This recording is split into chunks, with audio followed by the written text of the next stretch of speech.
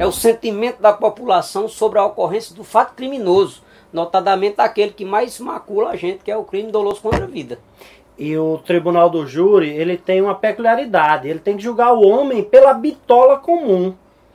A situação que se encontra de excepcionalidade, teve um julgamento aqui na primeira vara do júri, na capital, e os jurados foram muito sábios. O rapaz estava saindo de um culto, 11 horas da noite, policial com 1 ano de formado. Chegam 2 elementos em uma moto, param de lado do carro dele ali no derby, e um saca o celular da cintura. Ele pensou que era uma arma, reagiu e infelizmente o rapaz veio a óbito, ele botou dentro do carro, socorreu. E os jurados o absolveram, porque é uma conduta, nós vivemos numa capital, 11 horas da noite, o cara está assustado, 2 motoqueiros, o cara faz menção de puxar uma arma. Então é a vida, por isso que é a beleza do tribunal do júri. Exatamente. Por isso que esse encantamento, doutor, por isso que eu sou apaixonado. O tribunal do júri, ele julga com sabedoria. Se fosse um juiz formado, togado, ele tinha que cumprir a lei fria. E haveria de condenar. O jurado não, ele tem essa autonomia de absolver.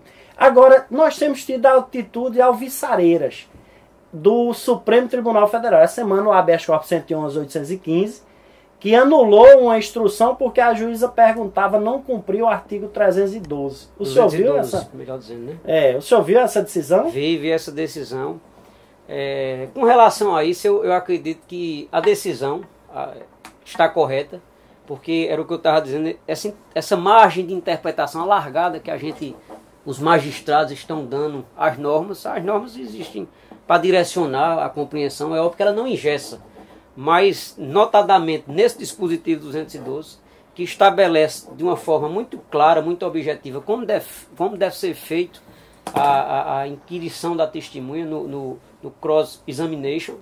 Mudou quando a legislação houve alteração, antigamente era o sistema presidencialista, e os juízes não conseguem alcançar essa modificação. A legislação muda, mas o espírito do julgador não muda. Então é essa a dificuldade que a gente tem. Agora, de uma maneira geral, a gente vai ter muita dificuldade com relação a isso. Eu sempre fui muito crítico com relação a esse artigo 212, porque, veja, ele diz que o juiz ele é o último a fazer alguma pergunta de complementação. Mas o promotor pergunta, você pergunta, e sempre o juiz tem alguma coisa para perguntar. Ele sempre quer mais do que já foi produzido pelas partes, quando na verdade o juiz ele devia ter uma postura de mais distanciamento do caso penal. O juiz ele tinha que estar mais afastado. Ele tinha que deixar as partes produzir as provas, mas ele se imiscui na atividade probatória de uma forma como se parte fosse. E aí eu faço uma pergunta, se eventualmente, doutor Raul, imagine na audiência o promotor não vai. E aí a gente vai utilizar o artigo 212, vai ouvir a testemunha da acusação. O juiz passa a palavra para o advogado, porque o promotor não está. O advogado diz, eu não tenho nenhuma pergunta a fazer à testemunha da acusação. O juiz vai poder perguntar? Se o dispositivo fala que o juiz vai complementar, se nada for inquirido, ele vai complementar o quê? Verdade. De modo que era para ser proibido o juiz formular pergunta se ninguém perguntasse a testemunha. Mas a gente sabe que na prática não vai ser assim. Verdade. E aí o advogado tem que ficar atento, que toda vez que acontecer qualquer modificação que o juiz imponha no procedimento, faça consignar em ata, manifeste sua insurgência, que é para ficar plantada a semente da nulidade. Porque se não fizer, acontece o que a gente chama de preclusão e você vai ter esse prejuízo. O direito, já diziam os sábios, não socorre aos que dormem. Não é assim, doutor Raul? Verdade. Eu quero dizer aos senhores seguidores do canal que um dos maiores prazeres que eu tive na vida foi de atuar ao lado de doutor Rodrigo Piancó. E aqui agradecer de público ao meu primo, não está aqui, Rômulo Ferraz, que foi quem me indicou. E nós iniciamos essa amizade em um curso de doutor André Rabelo. Isso. E quero dizer, eu tenho batido muito nessa tecla, doutor, que os mais jovens procurem participativamente de todos os cursos que tiverem. Agreguem conhecimento, o mundo evoluiu demais, não fiquem arraigados ao que aprenderam nos bancos da faculdade não, que não é suficiente. Essa troca de informação, esse network, a amizade que nós construímos. Tem alguns colegas que são bestas, se isolam e estão na contramão, porque o mundo ele demanda amizade, é compartilhamento, é você... E minha mãe já dizia, amizade com pessoas boas, com ruim você não queira nem em proximidade. Doutor Rodrigo, nós temos duas paixões. Eu disse Tribunal do Júri e vinho. Vinho, que tá aí, mas eu apertei ele não disse o nome de 3 vinhos aí, até R$200, vamos lá. Vamos ficar aqui então. O vinho que eu gosto muito são os vinhos italianos. Não é? Então hoje vocês têm vinhos do Piemonte que são muito caros. Os grandes vinhos da Toscana também são muito caros. Mas você pode pegar um vinho da região de Puglia, de outro, que são vinhos bem moderados, pode-se dizer assim, bem elaborados.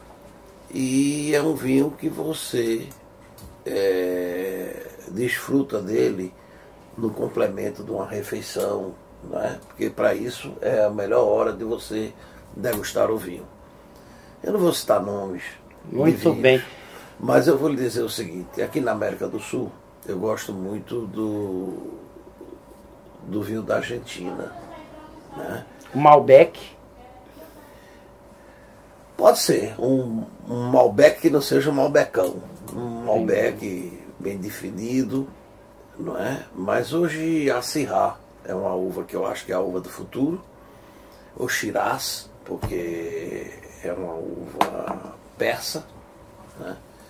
E depois a França pegou, cruzou Hellespont, pegou e escreveu Syrah.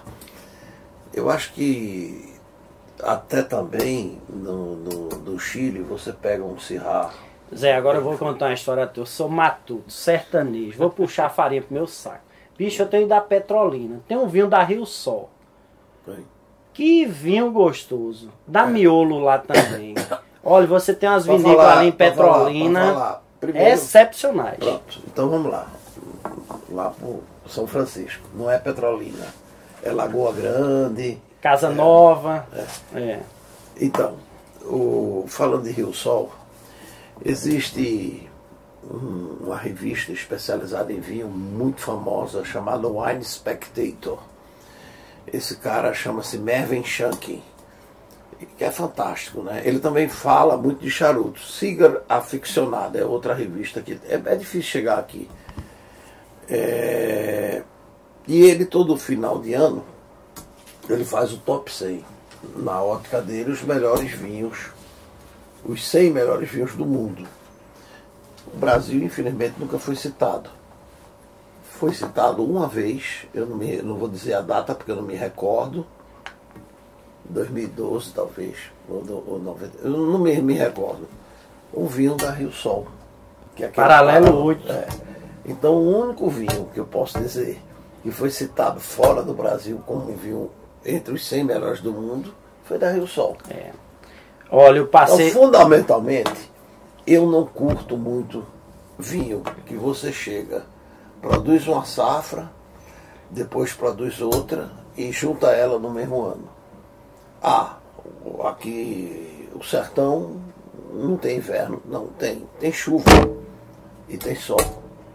Então essa assemblagem que eles chamam é um vinho ligeiro, é um vinho corrente, certo? Eu não gosto de falar muito de vinho não.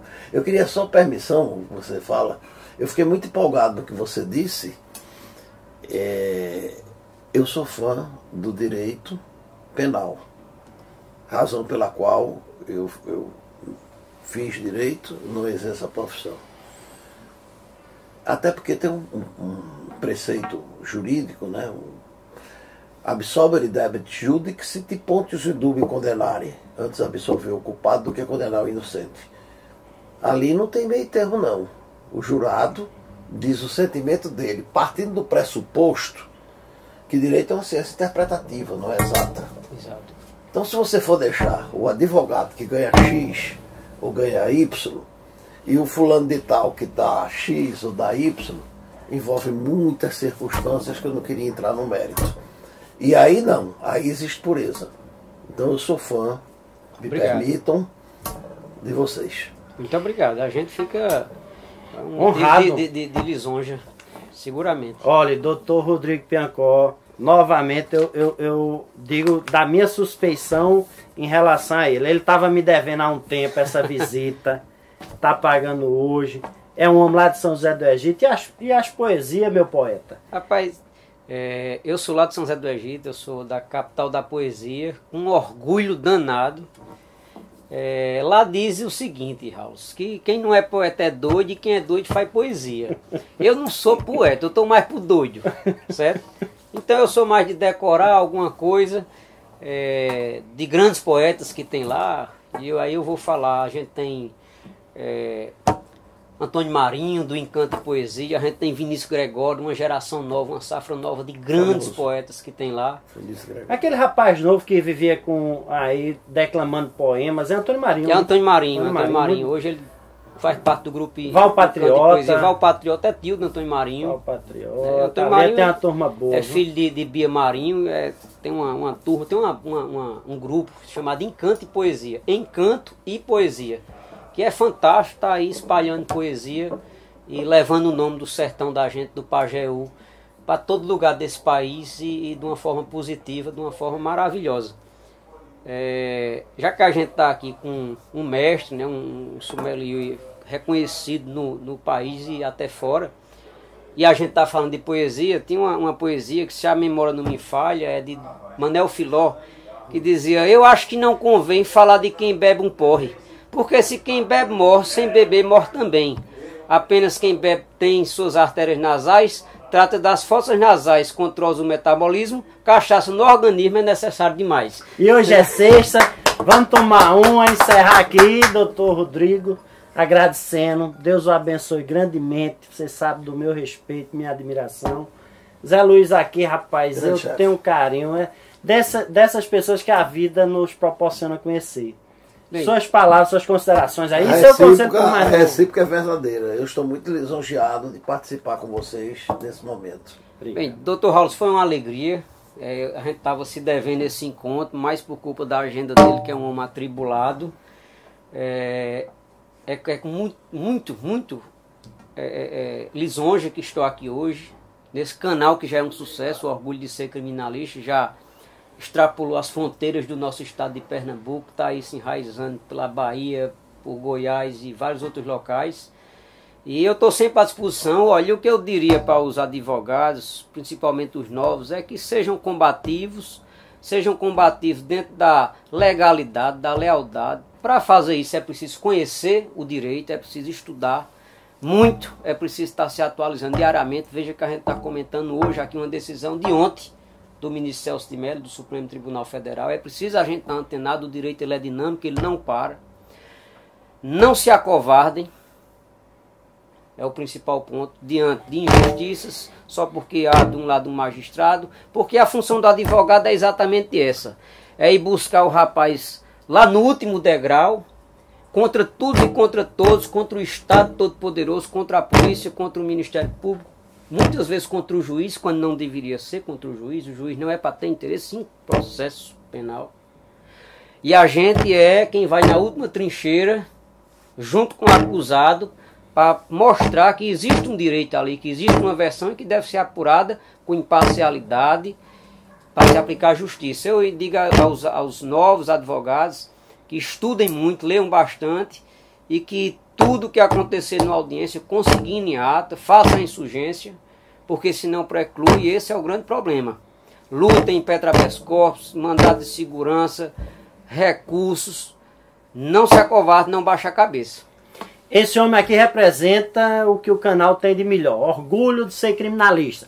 Vão lá, curtam, deem like e qualquer dúvida, mandem aí para o nosso e-mail, para nosso direct, que o Dr. Zé Luiz aqui dá as dicas sobre os melhores vinhos disponíveis. Se eu souber, né? Senão eu vou procurar para explicar a vocês. E agora vamos para a prática do vinho. Um abraço e boa sexta-feira e bom dia aí para vocês. Bom final de semana.